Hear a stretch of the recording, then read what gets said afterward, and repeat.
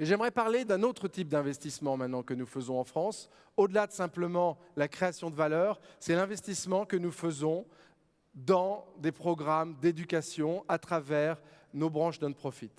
Et pour parler de ces programmes d'investissement, j'aimerais inviter sur scène un certain nombre de personnes, à la fois Anita, Amanda, si vous pouvez me rejoindre sur scène, puisque nous avons participé avec la mairie de Paris.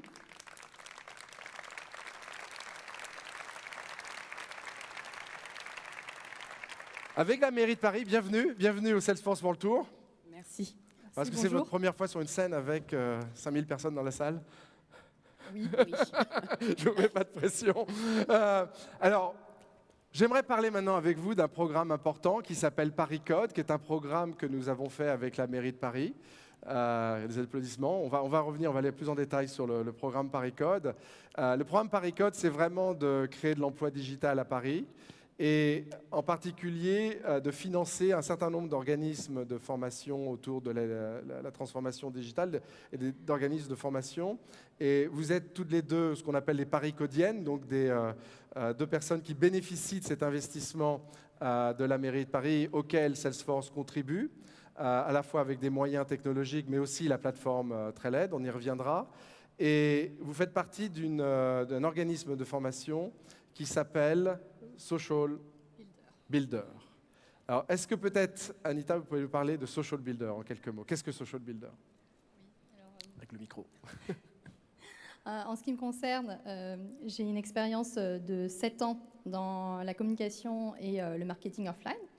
Il y a à peu près 1 an, donc, j'ai décidé de me convertir dans le numérique. Et pour ça, en fait, je me suis rapprochée du programme de Social Builder, labellisé par Paris Code. Et là, en fait, j'ai bénéficié d'une formation en data marketing. 2, j'ai eu la chance d'avoir un mentor qui m'a coachée. Et 3, j'ai eu accès à un réseau de professionnels du digital. Et c'est à ce moment-là, en fait, lors d'une rencontre réseau, organisée par le dispositif Paris Code, que j'ai découvert la plateforme Trailhead. Donc Trailhead, ça m'a permis d'intégrer dans mes compétences une réelle démarche CRM. Et j'ai aussi assimilé en fait tout un process autour de la donnée client pour arriver à une stratégie de contenu impactante et cohérente. Donc votre but était de vous former sur la plateforme Trailhead pour compléter votre parcours marketing avec un parcours CRM. Et donc Social Builder, le but c'est en fait de trouver un emploi avec les compétences que vous êtes en train d'acquérir sur la plateforme Salesforce. Tout à fait. Et ça a été vital pour moi parce qu'en fait, moi je me destine à faire du brand content dans le domaine de la tech food. Merci. Alors vous, Amanda, vous venez d'un parcours différent puisque vous avez un parcours sportif. Oui. Vous faites du triple saut, c'est ce que j'ai pu comprendre. Oui, c'est bien ça. En fait, je suis chef de projet digital et en parallèle, je continue ma carrière d'athlète. Donc, c'est bientôt la fin, donc j'en profite. Donc, ce que Paris Code m'a apporté via le dispositif, la start-up sociale Social Builder, c'est d'intégrer le programme qui s'appelle Étincelle Booster.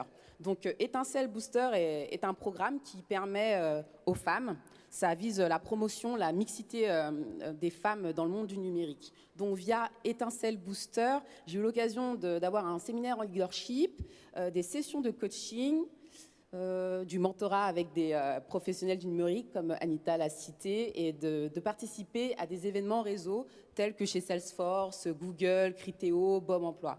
Ces événements réseau nous permettent vraiment d'échanger avec des professionnels et de bénéficier de leurs conseils et de créer du lien et du réseau pour élargir justement notre réseau parce qu'en tant que femme, on n'en a pas forcément et ça dépend aussi des univers d'où on vient. Donc vraiment un grand merci à Social Builder et Paris Code et Salesforce de nous permettre de témoigner ou justement comment dire, c'est l'opportunité pour Social Builder d'avoir une vitrine et j'incite toutes les femmes qui cherchent à faire une reconversion dans le digital, à se rapprocher de Social Builder et Paris Code. Tout à fait. Alors Social Builder, et j'invite aussi tous les professionnels de l'informatique à vous rapprocher de Social Builder, qui au sein du programme Paris Code bénéficient d'aide d'entreprise, mais dont la mission, et c'est un des objectifs de Paris Code, ça va au-delà de Social Builder, c'est un des organismes, dont la mission est de permettre aux femmes d'accéder à ces métiers, à ces nouveaux métiers digitaux, à ces métiers de l'informatique. Donc un grand merci pour votre participation. Merci Alors, à vous. On a un invité de marque aujourd'hui à cet événement, puisque comme vous le savez, ParisCode est une idée fantastique de la mairie de Paris. Et j'aimerais que vous lui réserviez un accueil chaleureux, puisque nous avons Jean-Louis Missica de la mairie de Paris qui nous rejoint. Donc Jean-Louis, bienvenue. Bienvenue, merci. Bienvenue. Je vous fais la bise quand même. Alors, ParisCode, c'est votre idée. Oui. Est-ce que vous pouvez nous décrire la vision derrière ParisCode? Alors d'abord, il faut savoir que nous investissons pas mal d'argent pour faire de Paris un hub mondial de l'économie de l'innovation, dans le numérique, mais pas que dans le numérique, également dans les éco-technologies.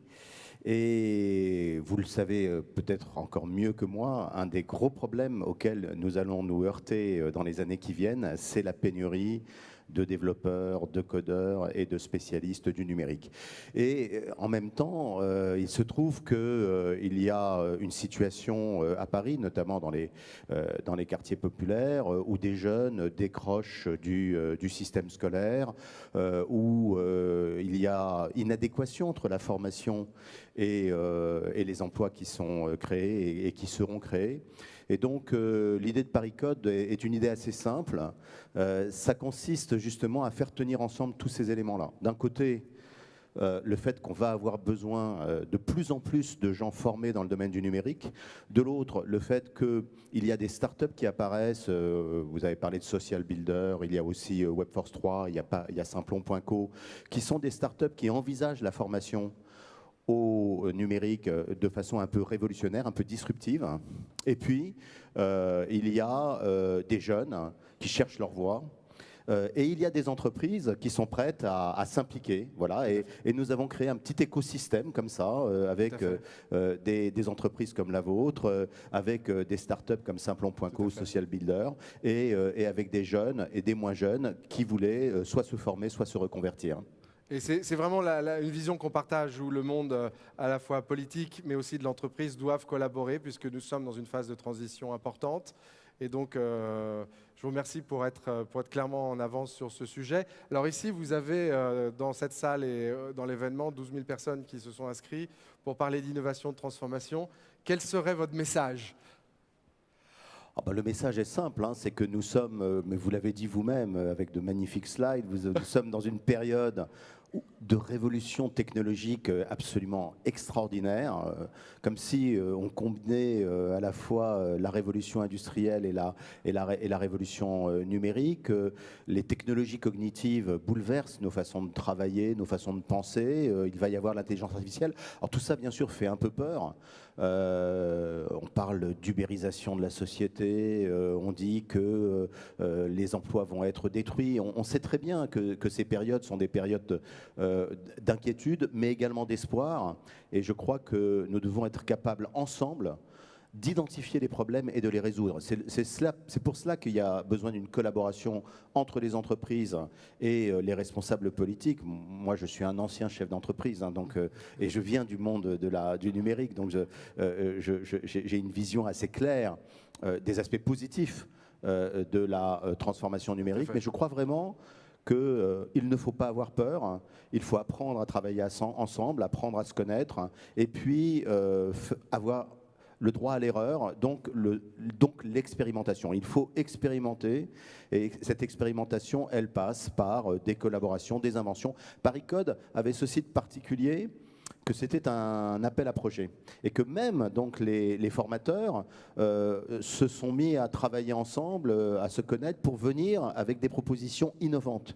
Et c'était aussi un appel à manifestation d'intérêt. C'est comme ça que la mairie de Paris a rencontré Salesforce. C'est-à-dire que les entreprises, on leur a dit, regardez ce que nous sommes en train de faire, essayons de voir si on peut travailler ensemble et si on peut trouver des pistes de collaboration. Et je pense que c'est comme ça qu'on doit travailler. Voilà, moi je vois vraiment la ville comme une plateforme.